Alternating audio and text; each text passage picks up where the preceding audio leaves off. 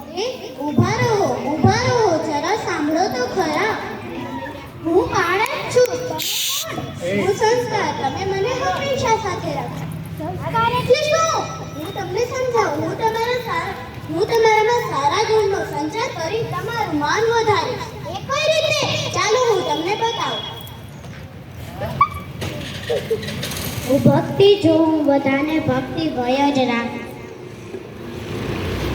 હું શ્રદ્ધા છું, હંમેશા ભગવાન પર શ્રદ્ધા રાખું.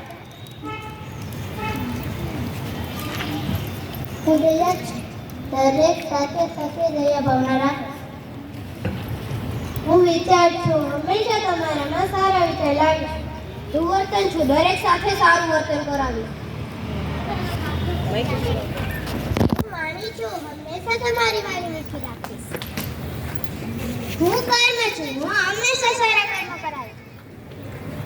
હું રવા છું, હું તમારા વગર બધા સાથે સારું બનાવીશ.